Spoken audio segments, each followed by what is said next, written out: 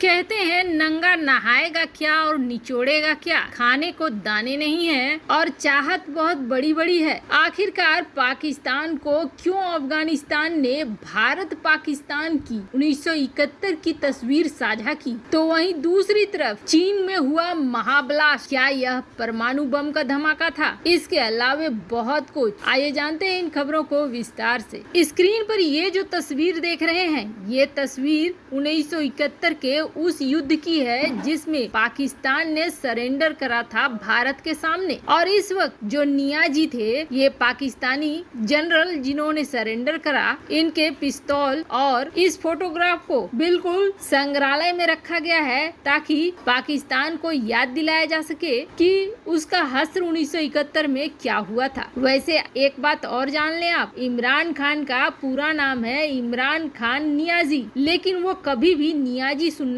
पसंद नहीं करते हैं। नियाजी कहने से ही आग बबूला हो जाते हैं। उसकी सबसे बड़ी वजह ये सरेंडर ही है, क्योंकि उस वक्त जिस जनरल ने सरेंडर किया था उसका नाम था AK नियाजी। नियाजी बोलने पर इमरान खान बड़े दुखी हो जाते हैं, क्योंकि ये नाम पाकिस्तान में माना जाता है कि थोड़ा अपमानित करने वाला है और 1971 की याद दिलाने वाला है। अब इसे शेयर किया है अफगान के उपराष्ट्रपति ने, और सिर्फ शेयर ही नहीं करा है, इसमें उन्होंने ये भी लिखा है कि जब ईद के नमाज के वक्त रॉकेट के हमले हुए तो थोड़ी सी हलचल मची, लेकिन इतना जान ले पाकिस्तान कि हमारे साथ कभी ऐसा न हुआ है और न ऐसा कभी होगा। ये कहते हुए उन्होंने 1971 की ये फोटोग्राफ शेयर की। अब ये तो देखने से ही लग रहा है कि बड़ा वाला ताना मारा जा रहा है पाकिस्तान को, लेकिन इतने बड़े पोस्ट पर बैठे शख्स ने आखिर ऐसा क्यों किया? अमरुल्लाह सलेह जो कि उपराष्ट्रपति हैं, उनके द्वारा शेयर किया गया ये फोटो चर्चा का विषय बन रहा है। तो आपको बता दें, दरअसल इन दिनों सोशल मीडिया में पाकिस्तान के कई लोग हैं जो तालिबान का खुल्लम खुल्ला सपोर्ट कर रहे हैं, बिना ये सोचे, बिना ये समझे कि आगे चलकर ये तालिबान भस्मासुर बनने वाला है। और न सिर्फ ये प्रोपेगेंडा चला रहे हैं, तालिबान के सपोर्ट में आ रहे हैं, बल्कि इनके नेता भी उलूल जुलूल बयान दे रहे हैं। जैसे कि अफगानिस्तान के राजदूत की बेटी का अपहरण हुआ, लेकिन बाद में पाकिस्तान ने ये कहा कि नहीं, ये अपहरण हुआ ही नहीं। फिर कहा कि ये अपहरण रॉ ने कराया है, भारत की एजेंसी ने कराया है। 10,000 लड़ाके भी अफगानिस्तान में भेज रहा है। ये सब देखकर अफगानिस्तान मानता है कि अफगानिस्तान की तत्कालीन सरकार को पाकिस्तान अस्थिर करना चाहता है,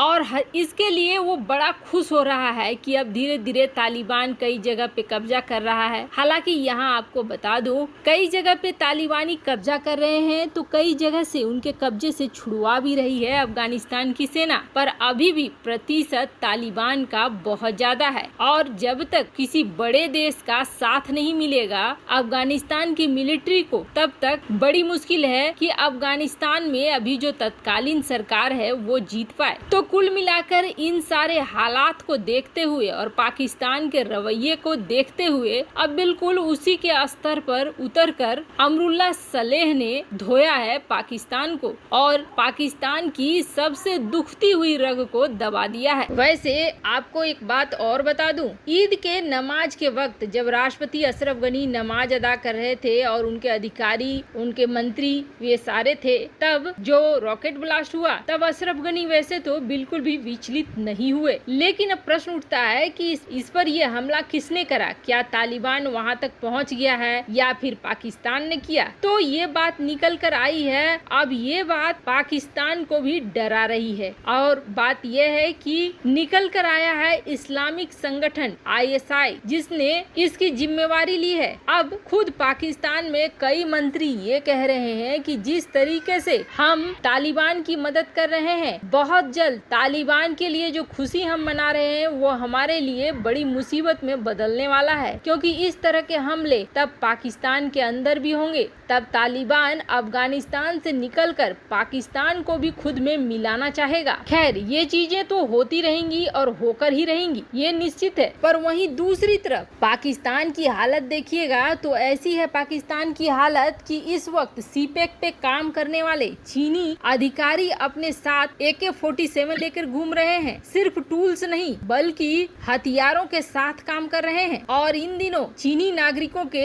AK-47 लेकर चलने की तस्वीरें बहुत ज्यादा वायरल हो रही है। पाकिस्तान ने वैसे चीनी प्रोजेक्ट और नागरिकों की सुरक्षा के लिए 30,000 जवान तैनात किए हैं, लेकिन लगातार विद्रोहियों के हमले हो रहे हैं और इसमें चीनी नागरिक भी ऊपर जा रहे हैं। तो वहीं दूसरी तरफ लगातार बहुत सारी विपदाओं को झेल रहे चीन में क्या परमाणु बम विस्फोट हुआ। ये जो स्क्रीन पर विस्फोट की तस्वीरें देख रहे हैं आप, इसे देखकर तो कुछ ऐसा ही लगता है। दरअसल चीन में इस वक्त वैसे ही कई सारी समस्याएं हैं। चीन में इतनी भयानक बाढ़ आई है कि एक के बाद एक हादसे होते जा रहे हैं। अचानक से एक विस्फोट होता है जिसके बाद धमाका इतना जोरदार होता है कि आसपास के इलाकों में महसूस किया जाता है घरों की खिड़कियां टूट जाती है और दूर से ही उठी लपटें देखी जा रही है। इसकी आवाज सुनकर ही चीनियों को ये लगा कि कहीं परमाणु हमला तो नहीं हो गया है। जिस तरीके से इस वक्त चीन और अमेरिका के हालात हैं, उसे देखते हुए ये घटना चीनियों को दहलाने के लिए थी। अब एक तरफ जहां पहले से ही न्यूक्लियर रिएक्टर में रिसाव हो रहा है, दूसरी तरफ महामारी की वजह से जितने भी प्रतिष्ठित संस्थान हैं उनको चीन ने बंद कर दिया है। तो वहीं तीसरी तरफ चीन के बीच में है हेनान प्रांत और यहाँ पर बाढ़ बहुत ही भीषण रूप अपना दिखा रहा है। इतना भीषण रूप जितना पिछले कई दशकों में चीन ने नहीं देखा था। अब यहाँ से लाखों लोगों को निकाला जा रहा है। इस बीच कई ऐसे बांध हैं जो टूट जा रहे हैं। एक मेट्रो ट्रेन में तो बाढ़ का पानी भर गया और यात्रियों के गले तक आ गया। तो वहीं दक्षिण ग्वांगडोंग प्रांत में एक बन रहा था सुरंग जिसमें बाढ़ का पानी घुस गया और इसके बाद 13 मजदूर वहीं दफन हो गए। बाढ़ की वजह से चीन में जहां बुरा हालात है, तो वहीं दूसरी तरफ यही बाढ़ का पानी हेनान प्रांत में घुस गया एक प्लांट के अंदर। अब ये प्लांट अभी तो चीन ये कह रहा है कि ये प्लांट एल्युमिनियम का प्लांट था, लेकिन जैसे ही बारिश का पानी इसके निचले हिस्से में पहुंचा, वैसे ही 6 बजे इसमें इतना बड़ा धमाका हो गया और ये धमाका होते ही पूरा प्लांट भी उड़ गया। आसपास के इलाके में खिड़कियां टूट गई। लोग डर गए कि कहीं परमाणु हमला तो नहीं हुआ है। दूर तक इसकी लपटें उठती हुई देखे जाने लगी। अब इसमें डिटेल निकल कर नहीं आया है कि आखिर एल्युमिनियम प्लांट में ऐसा क्या था जिसका धमाका इतना बड़ा और इतना विनाशकारी है। लेकिन इतना जरूर है कि चीन के हालात इन दिनों बहुत बुरे हैं और प्रकृति की मार उस पर बहुत ही ज्यादा पड़ रही है। जहाँ एक तरफ महामारी से अर्थव्यवस्था झूल रही है, तो वहीं अब बाढ़ ने भी बेहाल कर दिया है। यहाँ तक कि अपने कई बांधों को अब चीन को खुद उड़ाना पड़ रहा है ताकि लोगों को बचाया जा सके। वैसे आपको क्या लगता है, चीन की जिस तरीके की जीवन शैली है वहाँ प्राकृतिक आपदाएं और भी आएंगी, चाहे वो महामारी के रूप में हो या इस तरह के रूप में हो? अपनी राय कमेंट कर जरूर बताएं। जल्द मिलते हैं अगले वीडियो में नई खबर के साथ।